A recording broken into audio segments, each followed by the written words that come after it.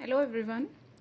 तो motion in a plane में हम जो हमारा लास्ट टॉपिक था law of science and law of cosines, उसके बाद हम कंटिन्यू कर रहे हैं। आज हम लोग मोशन ऑफ प्लेन प्योरली जो है वो स्टार्ट कर रहे हैं। वेक्टर्स हमारा ओवर हो चुका है, तो इसमें सबसे पहले जो बेसिक हैं पोजीशन वेक्टर और डिस्प्लेसमेंट वेक्टर, उसका कॉन्सेप्ट हम समझेंगे कि होता क्या है पोजीशन वेक्टर, डिस्प्लेसमेंट वेक्टर, और दोनों में डिफरेंस क्या है। ठीक है, तो सिंस हम मोशन इन अ प्लेन पढ़ रहे हैं, मैंने पहले भी ये चीज़ स्पेसिफाई की है कि प्लेन मीन्स इन 2 डायमेंशंस, इसलिए हमने यहाँ एक 2 डायमेंशनल जो आपका रेफरेंस फ्रेम या आपका जो सिस्टम है वो लिया है। ठीक है, कोऑर्डिनेट सिस्टम। तो इसमें 2 डायमेंशंस मतलब एक्स और वाई एक्सिस हैं और एक प्लेन है। तो सबसे पहले हम एक पॉइंट पी कंसीडर करते हैं। ठीक है, इस प्लेन में, इस एक्स वाई कोऑर्डिनेट सिस्टम में कोई भी पॉइंट पी हो सकता है, कोई रैंडम पॉइंट पी है जो कि मैंने यहाँ मार्क किया हुआ है एक डॉट से उस पॉइंट को। देन पोजीशन वेक्टर क्या होता है? It is simply A vector जो कि किसी भी पॉइंट की पोजीशन को रिप्रेजेंट करता है। ठीक है, तो पोजीशन बताने के लिए हम क्या करते हैं, एक वेक्टर ड्रॉ करते हैं, और वेक्टर ड्रॉ करते हैं ओरिजिन से हमेशा, क्योंकि ओरिजिन ही हमारा रेफरेंस पॉइंट होता है। ओरिजिन से ही हम डिस्टेंसेस मेजर करते हैं। तो मैं ओरिजिन से एक लाइन ड्रॉ कर रही हूँ, एक लाइन जो ओरिजिन ओ और पॉइंट पी जिसकी हमें पोजीशन निकालनी है उसको ज्वाइन करें। ओके, तो आप देख सकते हो मैंने एक लाइन एक ड्रॉ की है जो पॉइंट पी की पोजीशन को बताती है। ठीक है, और ये वेक्टर है जिसकी डायरेक्शन ओरिजिन से उस पॉइंट की तरफ होगी। ठीक है, हम इसको वेक्टर आर नाम दे देते हैं, and this is the position vector. Vector R small R से रिप्रेजेंट किया था इसको कॉमनली। तो vector R is the position vector of any point P. Okay, और ये सिंपली इसकी जो लेंथ होगी वो ओरिजिन की पॉइंट पी से डिस्टेंस के बराबर होगी, जैसे कि आप देख सकते हो, और इसकी डायरेक्शन ओरिजिन से पॉइंट पी की तरफ होगी। वेरी सिंपल, बहुत सिंपल है कि पोजीशन वेक्टर एक ऐसा वेक्टर होता है जिसकी लेंथ तो किसी भी पॉइंट की, जो भी पॉइंट अंडर कंसिडरेशन है उसकी ओरिजिन से डिस्टेंस के बराबर होती है, और उसकी डायरेक्शन ओरिजिन से उस पर्टिकुलर पॉइंट की तरफ डायरेक्टेड होती है। एक ऐसे ही वेक्टर को पोजीशन वेक्टर कहते हैं, और इसको कॉमनली यूजुअली स्मॉल आर से डिनोट करते हैं, और वेक्टर है तो हमने ऊपर वेक्टर का सिंबल एरो बना दिया है। राइट, तो ये आपका पोजीशन वेक्टर हो गया। ठीक है, अब इसको कंपोनेंट्स में भी डिवाइड कर सकते हैं। हमने कंपोनेंट्स में डिवाइड करना पढ़ा है, रिजोल्यूशन ऑफ वेक्टर आप चेकआउट कर सकते हैं, वीडियो आई बटन में दिया हुआ है। ओके, वहाँ पर हमने इसके बारे में पढ़ा है। तो जस्ट हम वही रूल यूज करके रिजॉल्व करेंगे इस पोजीशन वेक्टर आर को। देखते हैं कैसे रिजॉल्व करेंगे। तो मैंने क्या किया है, इसको रिजॉल्व कर लिया है। रिजॉल्व करने का मतलब होता है किसी भी वेक्टर को उसके कंपोनेंट्स में डिवाइड करना। क्योंकि हम 2 डायमेंशन मोशन या मोशन इन अ प्लेन पढ़ रहे हैं, तो इसके 2 ही कंपोनेंट्स होंगे, एक्स कंपोनेंट और वाई कंपोनेंट। अगर 3 डायमेंशन में होता तो इसके 3 कंपोनेंट होते, X Y and Z. Okay, तो अभी हम 2 कंपोनेंट्स में बात करेंगे क्योंकि हमारा प्लेन में मोशन हो रहा है ना, लेकिन सिमिलर पैटर्न 3 डायमेंशन में भी अप्लाई होगा। ओके, तो कैसे है ये कंपोनेंट्स मैं बताती हूँ आपको। वैसे हम पढ़ चुके हैं, बट यहाँ पर कैसे होगा, तो एक्स कंपोनेंट जो होगा वो एक्स एक्सिस के अलोंग होगा, इतना उसकी लेंथ होगी जितना इस पॉइंट का एक्स कोऑर्डिनेट है। तो मान लेते हैं उसका x coordinate x small x के बराबर है, तो इसका एक्स कंपोनेंट हो जाएगा एक्स, और आपको पता है यूनिट वेक्टर एक्स एक्सिस का आई कैप होता है, तो इसका कंपोनेंट एक्स आई कैप हो जाएगा। ठीक है, और सिमिलरली वाई डायरेक्शन में अगर इसका जो कोऑर्डिनेट है वाई कोऑर्डिनेट वो स्मॉल वाई है, तो जो वाई कंपोनेंट होगा वो वाई जे कैप होगा, क्योंकि यूनिट वेक्टर जो होता है वाई एक्सिस के अलॉन्ग वो जे कैप होता है। तो इसके दो कंपोनेंट्स हो गए, एक्स आई कैप और वाई जे कैप। अब हम इस वेक्टर को कंपोनेंट फॉर्म में रिप्रेजेंट कैसे करेंगे, बहुत ही सिंपल है, ठीक है। इसको हम लिखेंगे इस तरह से, vector R is equal to X I cap plus Y J cap. आपको पता ही है वेक्टर को कंपोनेंट फॉर्म में लिखने का यही तरीका होता है, ठीक है। तो इसी तरह से हम इस वेक्टर को लिख सकते हैं। तो बहुत आसानी से हमने पोजीशन वेक्टर का कॉन्सेप्ट समझ लिया है, ठीक है। अब हम आगे बढ़ते हैं डिस्प्लेसमेंट वेक्टर पे, ओके।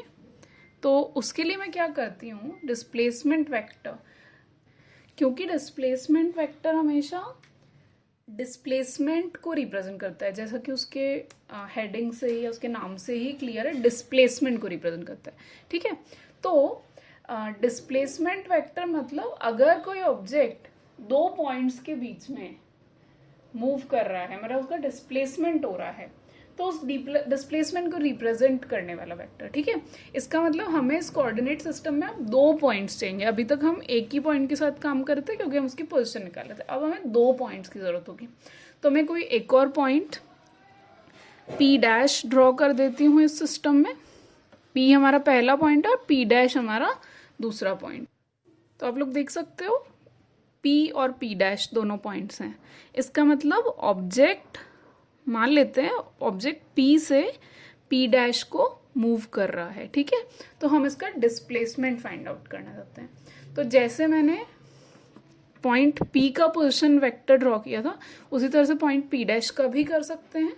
तो मैं ड्रॉ कर देती हूँ पी डैश का पोजीशन वेक्टर। तो ये मैंने पी डैश का पोजीशन वेक्टर ड्रॉ कर दिया, ठीक है। और इसके भी कुछ ना कुछ कोऑर्डिनेट्स होंगे, एक्स और वाई कोऑर्डिनेट्स, वो हम बना सकते हैं सिमिलरली। तो यहाँ पर आप देख सकते हो कि पॉइंट पी डैश की मैंने कोऑर्डिनेट्स बता दिए हैं और उसका जो पोजीशन वेक्टर उसको हमने नाम दे दिया है आर डैश, और उसके कोऑर्डिनेट्स हैं एक्स डैश आई कैप और वाई डैश जे कैप।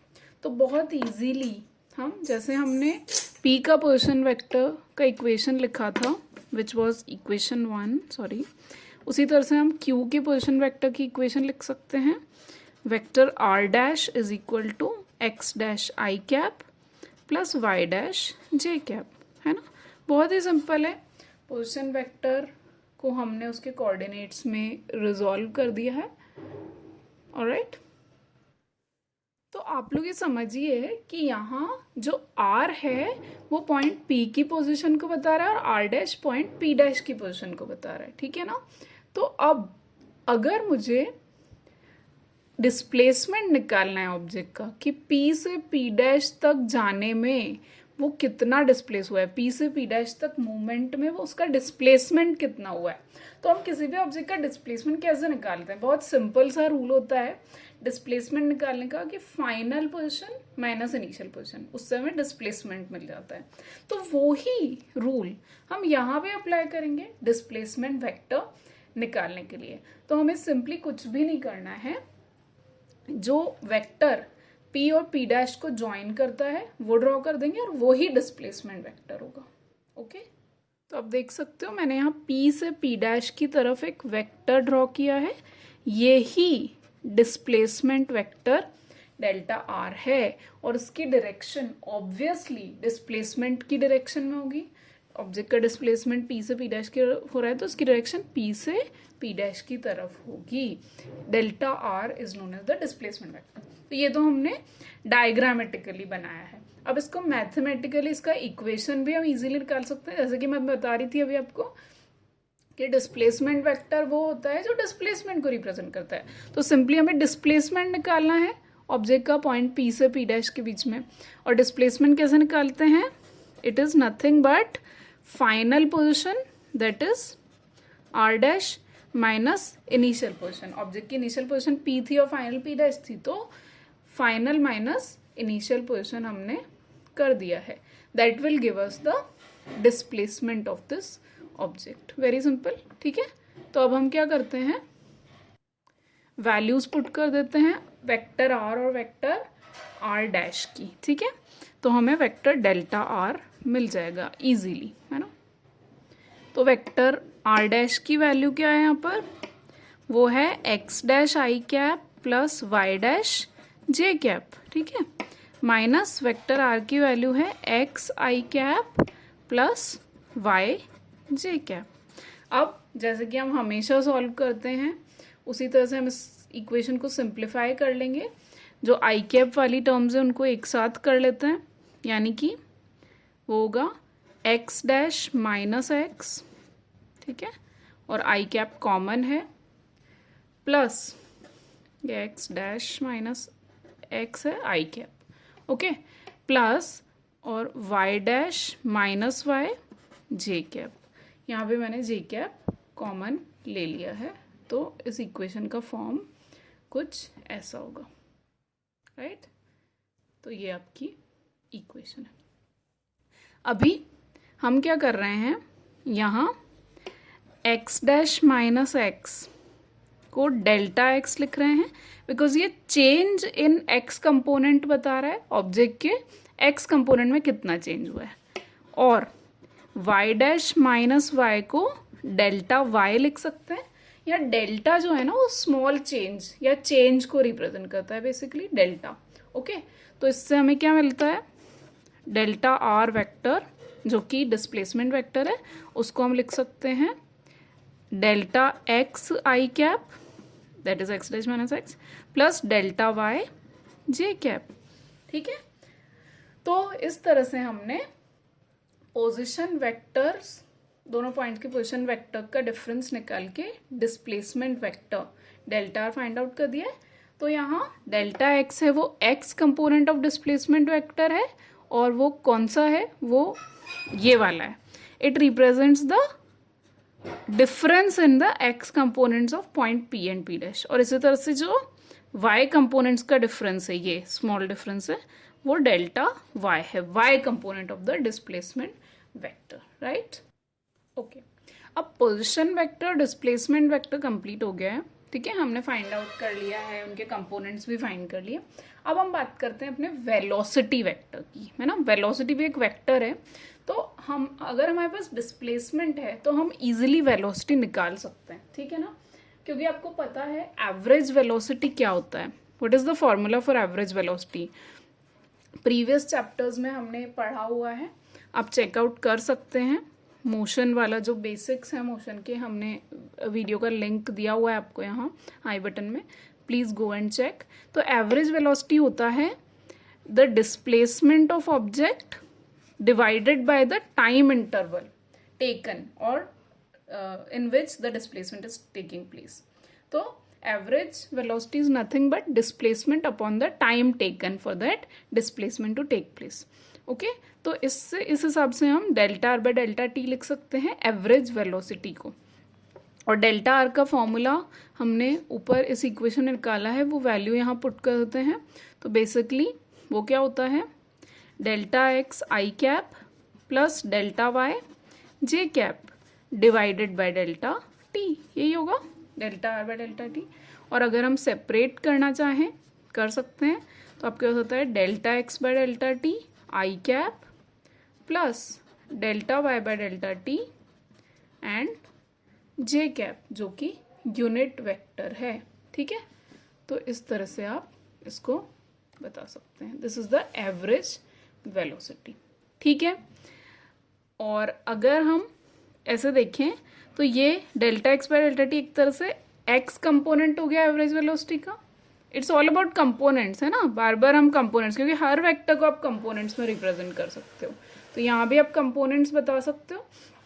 तो यहाँ delta X by delta T जो है ना, वो एवरेज वेलोसिटी वी एवरेज का एक्स कंपोनेंट है, ठीक है। और इसी तरह से delta Y by delta T वो क्या है, एवरेज वेलोसिटी का वाई कंपोनेंट है ना, क्योंकि है तो वेलोसिटी भी एक वेक्टर ही, तो हम उसको कंपोनेंट्स में डिवाइड कर ही सकते हैं। तो इस हिसाब से हम क्या लिख सकते हैं, तो इस हिसाब से हम लिख सकते हैं एवरेज वेलोसिटी वी एवरेज, और ये वेक्टर है तो वेक्टर लगा दिया हमने, delta X by delta T को मैं वी एक्स लिख रही हूँ, वी एक्स और आई कैप जो कि डायरेक्शन को बताता है, एक्स एक्सिस के होंगे क्योंकि एक्स कंपोनेंट है, और इसी तरह से वी वाई और जे कैप। तो हमने एवरेज वेलोसिटी को भी यहाँ कंपोनेंट फॉर्म में बता दिया है, राइट। अच्छा, एक चीज़ और है, एक तो होती है एवरेज वेलोसिटी, ठीक है, अब एक होती है इंस्टेंटेनियस वेलोसिटी। वो क्या होता है हम देखते हैं। देखो, बेसिकली इंस्टेंटेनियस वेलोसिटी वो वेलोसिटी होती है जब आपका जो टाइम इंटरवल है ना, वो बहुत स्मॉल हो, क्योंकि इंस्टेंट का मतलब होता है पॉइंट ऑफ टाइम। तो जब एक्सट्रीमली स्मॉल टाइम इंटरवल है ना, उसके लिए जो वेलोसिटी आप निकालते हो वो इंस्टेंटेनियस वेलोसिटी होती है, ठीक है। तो यही आपका जो एवरेज वेलोसिटी है उसी से हम निकालेंगे, ठीक है। उसमें हम लगा देते हैं limit delta T tends to zero, मतलब जो टाइम इंटरवल है वो इतना स्मॉल हो गया है कि हम उसको लगभग ज़ीरो ले लेते हैं। That is called limit delta T tending to zero. तो जब limit delta T tends to zero हो जाता है तब जो वेलोसिटी होती है ना, एवरेज, वो इंस्टेंटेनियस वेलोसिटी बन जाती है। यानी कि हमें एवरेज वेलोसिटी वाले एक्सप्रेशन में limit delta T tends to zero यानी टाइम इंटरवल को ऑलमोस्ट ज़ीरो लेना है। और जब ऐसा होता है तो उससे डेल्टा को हम डी यानी डिफरेंशियल की फॉर्म में ले लेते हैं। यानी जब आपका टाइम इंटरवल डेल्टा टी था तो बहुत स्मॉल हो गया है, उसको हमने डी टी लिख लिया, ठीक है। तो ये जो D R by D T vector D vector R by D T यानी differentiation of position vector with respect to time, ये एवरेज वेलोसिटी को रिप्रेजेंट करता है। इसके लिए आपको डिफरेंशिएशन करना पड़ता है, जो हम आगे के पोर्शंस में समझेंगे कैसे करते हैं, कैसे सॉल्व करते हैं इस तरह के क्वेश्चंस। बट बेसिकली जो इंस्टेंटेनियस वेलोसिटी है उसको differential D R by D T की फॉर्म में लिखा जाता है। क्यों? क्योंकि वहाँ टाइम इंटरवल एक्सट्रीमली स्मॉल है, इतना स्मॉल है कि it is tending to zero, यानी एक इंस्टेंट हो गया। That's why the velocity is called instantaneous velocity, right. तो हमने इंस्टेंटेनियस वेलोसिटी को कैसे लिखा है वेक्टर फॉर्म में, जैसे कि आपको पता है v instantaneous is equal to D R by D T. और जो हमारा r है वो क्या है, basically X I cap plus Y J cap है ना। तो एक तरह से हम ऐसे भी लिख सकते हैं that it is limit delta T tends to zero of average velocity. और एवरेज वेलोसिटी हम पहले देख चुके हैं, delta X by delta T I cap है ना। इसमें हमें डेल्टा टी को ज़ीरो के इक्वलेंट रखना है, limit delta T tends to zero रखना है। और इसी तरह से limit delta T tends to zero delta Y by delta T, और यहाँ y कंपोनेंट है इसलिए जे कैप। तो हमें यहाँ डेल्टा टी को बहुत स्मॉल लेना है, limit delta T tends to zero वाली कंडीशन, क्योंकि ये एवरेज वेलोसिटी का फॉर्मूला है ना, उसी में हम limit delta T tends to zero लगा रहे हैं, ठीक है। ये यहाँ आ जाएगा ब्रैकेट, ओके।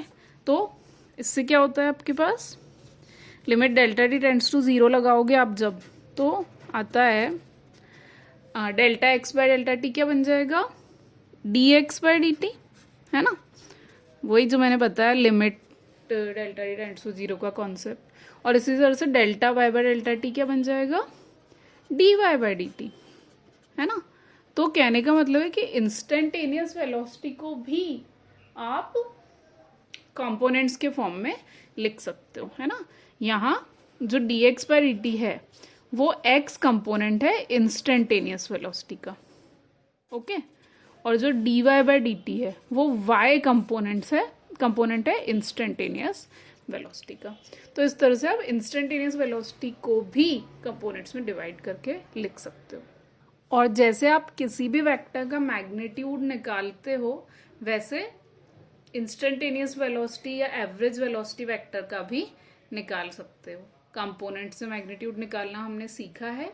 अगेन आप रेजोल्यूशन ऑफ वेक्टर्स वाला वीडियो चेकआउट कर सकते हैं कि कैसे उससे हम मैग्नीट्यूड निकालते हैं, एंगल थीटा निकालते हैं, दो वेक्टर्स अगर दो कंपोनेंट्स हैं तो थीटा की वैल्यू भी हम निकाल सकते हैं. We have learned all that. तो उसी तरह से हम यहाँ भी मैग्नीट्यूड फाइंड आउट कर सकते हैं. वेक्टर वी इंस्टेंटेनियस हो चाहे वी एवरेज हो, सभी का कर सकते हैं. ठीक है. अब जब आपने वेलोसिटी वेक्टर निकालना सीख लिया है तो एक्सिलरेशन भी निकाल सकते हैं, because acceleration is nothing but rate of change of velocity. ये हम पहले जो बेसिक्स हैं मोशन के उसमें पढ़ चुके हैं एक्सिलरेशन क्या होता है. तो अगर जैसे मैंने एवरेज वेलोसिटी निकाली थी rate of change of position या डिस्प्लेसमेंट अपॉन टाइम इंटरवल, उसी तरह से हम एवरेज एक्सिलरेशन निकाल सकते हैं. एवरेज एक्सिलरेशन को स्मॉल ए से रिप्रेजेंट करते हैं और उसकी एवरेज वैल्यू.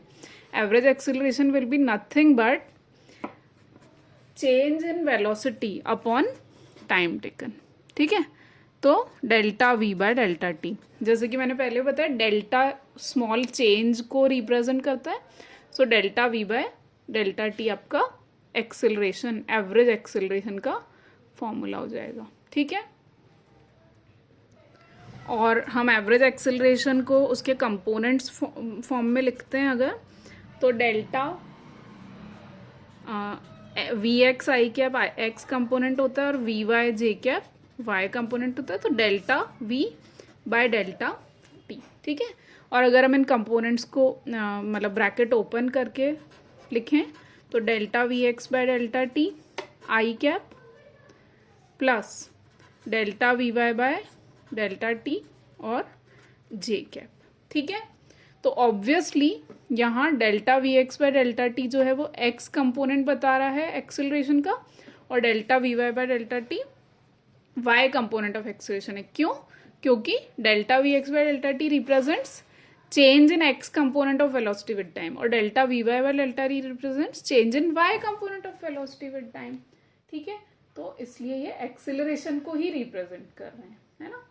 तो हम ऐसे भी लिख सकते हैं कि delta V X by delta T को ए एक्स लिखें, X component of average velocity, और delta V Y by delta T को ए वाई लिखें, Y component of average velocity. तो उससे आप लिख सकते हो average velocity A X I cap plus A Y J cap, क्योंकि ऑब्वियसली किसी भी वेक्टर की तरह एक्सिलरेशन को भी हम कंपोनेंट्स में डिवाइड कर सकते हैं.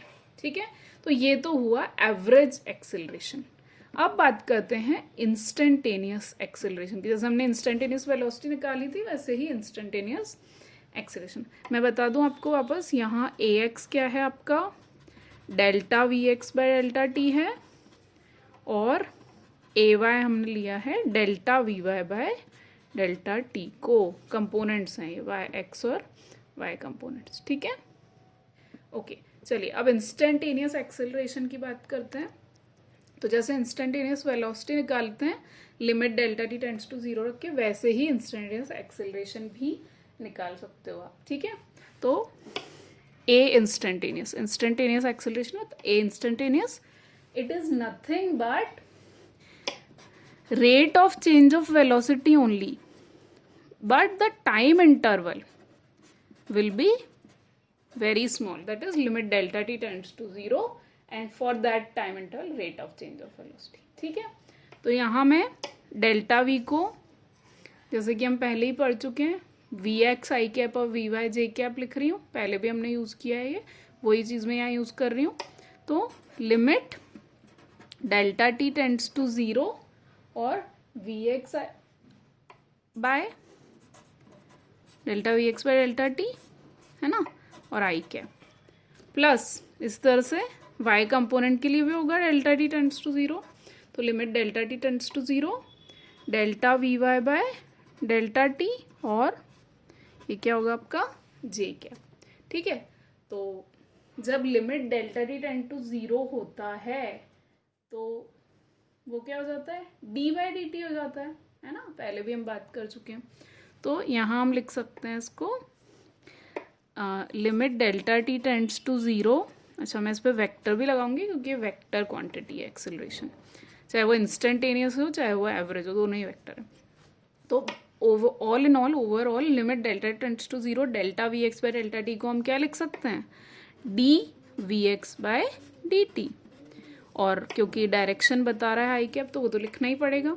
इसी तरह से limit delta T tends to 0, delta V Y by delta D को हम क्या लिख सकते हैं, D V Y by D T, और डायरेक्शन के लिए जे कैप जो कि यूनिट वेक्टर है वाई डायरेक्शन का।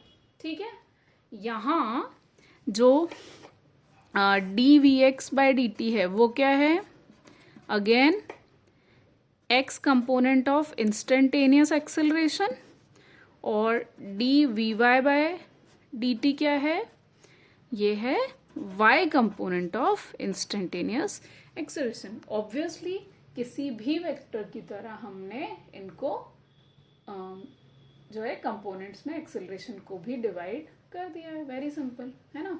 और ऑल्सो किसी भी वेक्टर की तरह आप एक्सेलरेशन का भी जो मैग्नीट्यूड है वो निकाल सकते हो, मैग्नीट्यूड ऑफ इंस्टेंटेनियस एक्सेलरेशन। पहले तो हम इसको एक्सेलरेशन को लिख लेते हैं, मैं ये दोनों वैल्यूज यहाँ रख देती हूँ। तो ax instantaneous I cap plus ay instantaneous y component और g कैप, ठीक है, ये हो गया। और एवरेज के लिए भी हमने ऐसे ही कंपोनेंट्स में डिवाइड किया था, इंस्टेंटेनियस एक्सेलरेशन को भी कंपोनेंट्स में डिवाइड किया। और अगर मैं इसका मैग्नीट्यूड निकालना चाहूँ, चाहे एवरेज का चाहे इंस्टेंटेनियस का, जैसे कि अगर आप एवरेज का निकालना चाहे, एवरेज एक्सेलरेशन का मैग्नीट्यूड मतलब हम मॉड्यूलस लगाते हैं, या फिर आप वेक्टर का साइन नहीं लगाएं, एक ही बात है, या तो वेक्टर का साइन लगाएं तो फिर मॉड्यूलस लगाना है मैग्नीट्यूड को बताने के लिए, और अगर मॉड्यूलस भी नहीं लगाना है तो वेक्टर भी नहीं लगाए तो वो भी मैग्नीट्यूड को ही बताएगा। तो वो होता है कंपोनेंट्स, जैसे कि इसका मैं मैग्नीट्यूड निकाल रही हूँ तो it is ax² √ax² plus ay², ये इसका मैग्नीट्यूड आ जाएगा, एवरेज एक्सेलरेशन का मैग्नीट्यूड।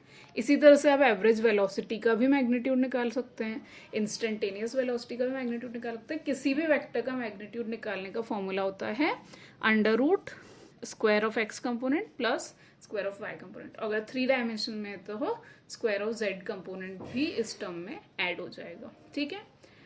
ऑल्सो मैं आपको बता दूं कि जो SI यूनिट है वेलोसिटी, जो SI यूनिट्स हैं डिस्प्लेसमेंट की मीटर होती है, वेलोसिटी की चाहे वो एवरेज वेलोसिटी हो, इंस्टेंटेनियस वेलोसिटी हो, कोई भी फॉर्म ऑफ वेलोसिटी या स्पीड है तो उसकी SI यूनिट मीटर पर सेकेंड होती है। इसी तरह से डिस्प्लेसमेंट हो या डिस्टेंस हो, उसकी SI यूनिट मीटर होती है। नो मैटर वो वेक्टर है या स्केलर, डिस्प्लेसमेंट है या डिस्टेंस, अगर वो लेंथ है तो उसकी SI यूनिट मीटर होगी। SI यूनिट की बात करें, अदर यूनिट्स भी होती हैं लेकिन SI यूनिट मीटर है। और किसी भी क्वांटिटी में यूनिट मेंशन करना बहुत ज़रूरी है, चाहे आप न्यूमेरिकल कर रहे हैं, चाहे आप डिस्कशन कर रहे हैं, चाहे आप डेरिवेशन कर रहे हैं, जहाँ भी नंबर्स में आप उस क्वांटिटी को मतलब पुट कर रहे हो, उसकी वैल्यू रख रहे हो, तो वहाँ यूनिट लगाना बहुत ही ज़रूरी है, ठीक है। तो डिस्प्लेसमेंट की SI यूनिट मीटर है, डिस्टेंस की भी मीटर ही रहेगी। इस तरह से स्पीड या वेलोसिटी दोनों की ही SI यूनिट मीटर पर सेकेंड है। और एक्सेलरेशन चाहे वो एवरेज हो चाहे इंस्टेंटेनियस हो, उसकी SI यूनिट मीटर पर सेकेंड स्क्वायर होती है।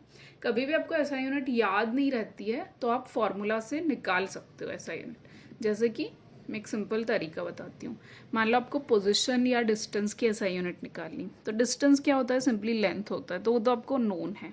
अब वेलोसिटी क्या है, हमने फॉर्मूला पढ़ा है, वेलोसिटी चाहे वो एवरेज हो इंस्टेंटेनियस हो कुछ भी हो, वो डेल्टा r/Δt है, ठीक है, मतलब डिस्प्लेसमेंट अपॉन टाइम। तो डिस्प्लेसमेंट की SI यूनिट हो गई मीटर और टाइम की हो गई सेकेंड, तो मीटर अपॉन सेकेंड, जो कि वेलोसिटी या स्पीड की SI यूनिट है मीटर पर सेकेंड।